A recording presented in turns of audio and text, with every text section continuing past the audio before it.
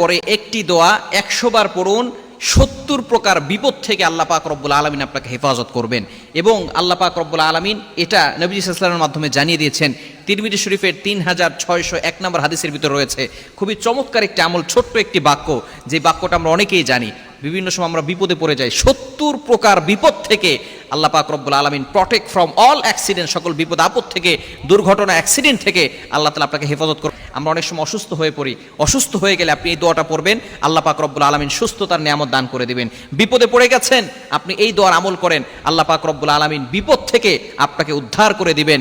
আপনি দুশ্চিন্তার ভিতরে আছেন, ডিপ্রেশনে আছেন, ফ্রাস্ট্রেটেড পিপল যারা আছেন, ফজরের নামাজ পড়ে আপনি এই দোয়াটা 100 বার পড়েন, আল্লাহ পাক রব্বুল আলামিন দুশ্চিন্তা দূর করে দিবেন। অভাবে আছেন, সবচেয়ে অভাব 70 প্রকারের বিপদ থেকে সবচেয়ে নিম্ন যেটা, সেটা হচ্ছে অভাব, আল্লাহ পাক রব্বুল আলামিন দূর করে দিবে, বলেন সুবহানাল্লাহ। আল্লাহ পাক রব্বুল আলামিন নবী সাল্লাল্লাহু আলাইহি ওয়াসাল্লামের মাধ্যমে জানিয়ে দিয়েছেন এই দোয়াটা হচ্ছে জান্নাতের ভান্ডার, বলেন সুবহানাল্লাহ। এই তিরমিজি শরীফের 3601 নম্বর হাদিসের ভিতরে রয়েছে।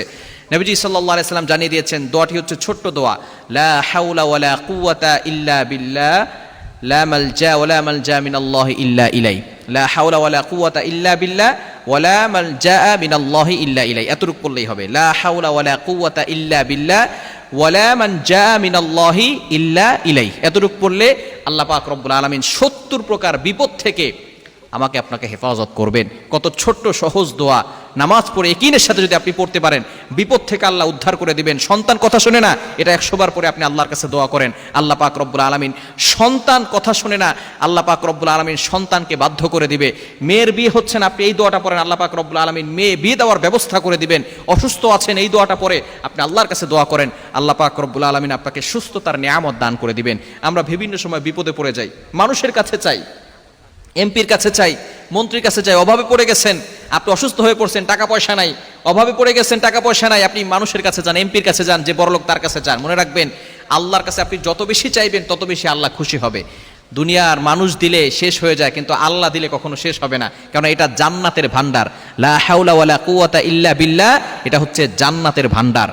জান্নাতের ভান্ডারে আল্লাহ তাআলা কম রাখেন নাই, সবকিছু আল্লাহ পাক রব্বুল আলামিন আপনাকে দেওয়ার ব্যবস্থা করে দিবেন। অসুস্থতা দূর করে দিবেন, বিপদ থেকে হেফাজত করবেন, অভাব দূর করে দিবেন, এবং সমস্ত দোয়াগুলো আল্লাহ পাক রব্বুল আলামিন কবুল করবেন যদি আপনি এইটা দোয়া 100 বার পরে আল্লাহর কাছে দোয়া করেন। এজন্য অবশ্যই দোয়াটা শিখে নিব, যদিও ছোট্ট দোয়া, আমরা অনেকে পারি। লা হাওলা ওয়ালা কুওয়াতা ইল্লা বিল্লাহিল আলিয়্যিল আযীম, এটা তো আমরা সকলেই জানি। তবে এরপরে একটু ওয়ালা মান জা মিনাল্লাহি ইল্লা ইলাই, এতটুকু আমরা মুখস্থ করে নিব ইনশাআল্লাহ। আল্লাহ